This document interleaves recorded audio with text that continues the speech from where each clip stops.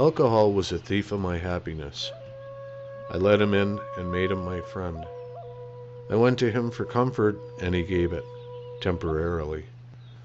My mom drank beer every day and took me with her to the bars. Now and then she'd make me drink some of her beer. I'm not sure why. Maybe it was so we wouldn't like it when we grew up. I was a very good student in elementary school, but was ridiculed for wearing shabby clothing and being Indian. You see, in Milwaukee everything wasn't integrated until 1969. But even then, I still felt like I was on the outside looking in. When I was with the white kids, I was the Indian. When I was with the skins, I was too light. I either joked or physically fought with those who made me feel inferior.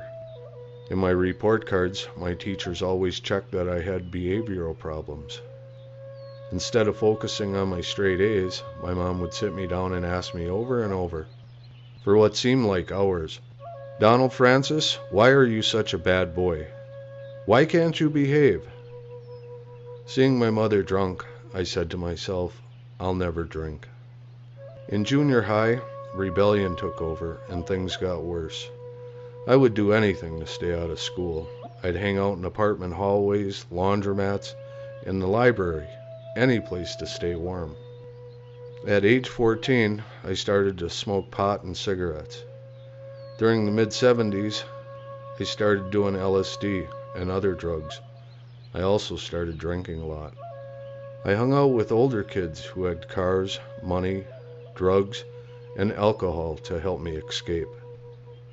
I was good at it, at escaping, at partying. It was normal. Everybody I knew did it.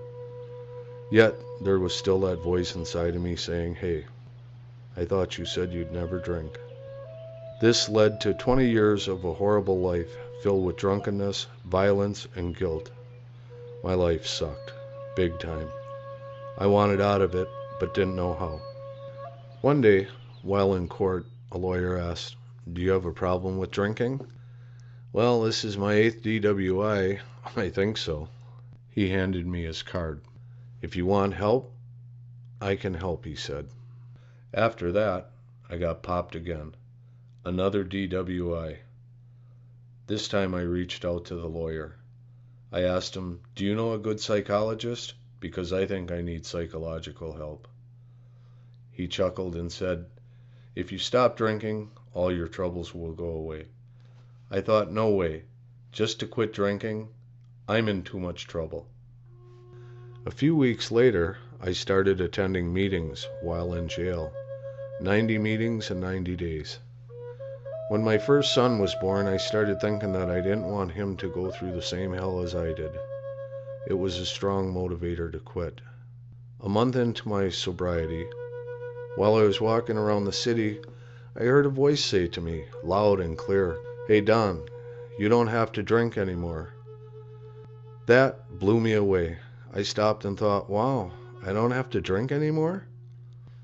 In December 2014, I will celebrate 23 years of this new way of life. I recognize alcohol for what it truly is, a thief. I am no longer letting it rob me of my happiness. I am a true human being. This is where I belong, and this is what I was always looking for.